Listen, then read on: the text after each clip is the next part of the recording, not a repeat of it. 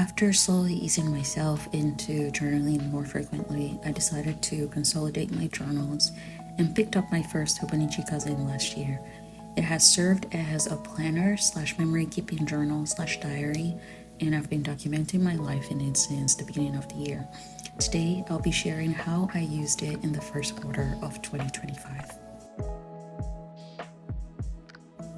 I'll start with the monthly spreads. I've been using them for big picture tracking, so think appointments, birthdays, events, and things I wanted to remember each month ahead of working in the weekly or daily pages.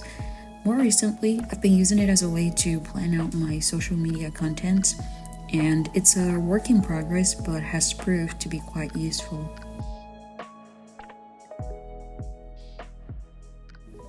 And now onto the weekly section, which is the one I've struggled with the most, and I still haven't figured out the best way to use it quite yet.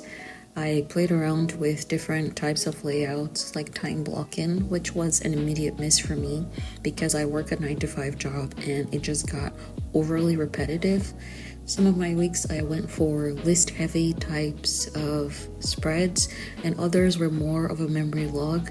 The only thing that has remained pretty consistent on all my weekly pages was the habit tracking and sleep log that I have on the left side of the page. And over the weeks and playing around with different layouts, I've just decided not to worry about perfection, and I'll continue to experiment on or with different layouts until something eventually works out. And of course, I'm open to suggestions on how other people use the weekly section.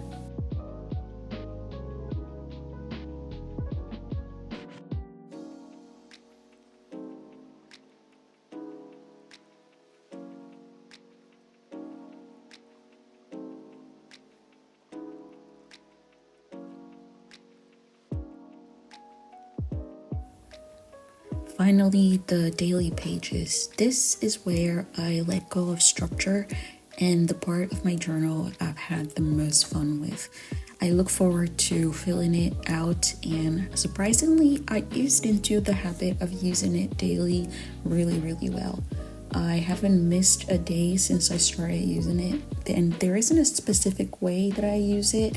I just do whatever feels right and put anything and everything on my daily pages. The most structure that it has going for it is the fact that I now track my media on the top part of the page. The tasks are on the left side of the page where you have like the time blocking section, and the rest of the page is just free space for me to use however I want. Sometimes I have a lot to write, other times I don't, and just fill the space however I want to. I've played around with using lots of washi tapes and stickers because I have a ton of those, and I don't do anything fancy and try to keep the process as simple as possible so I can stick to the daily habit of actually doing it. I've used the daily pages for tracking things like 𝕤𝕆𝕚𝕚, birthdays of some of my favorite characters and biases. I've tried scrap paper and collaging, which is not my strong point, but I've played around with it in my daily pages as well. And sometimes it could be something that stood out to me, or sometimes I just use prompts if I'm completely out of what to do for the day, or I just want to make the process as easy as possible. I've added pictures from trips or outings with friends and family. Media, like I mentioned, I keep track of what I'm reading, what I'm watching, what I'm listening to. I recently started taking my watercolors for a spin in the pages, and I'd put what's left over from creating a spread in my reading journal on some of my daily pages as well. I also have some ink swatches, so I just put everything and anything on the daily pages, like I said, and it's just been so fun.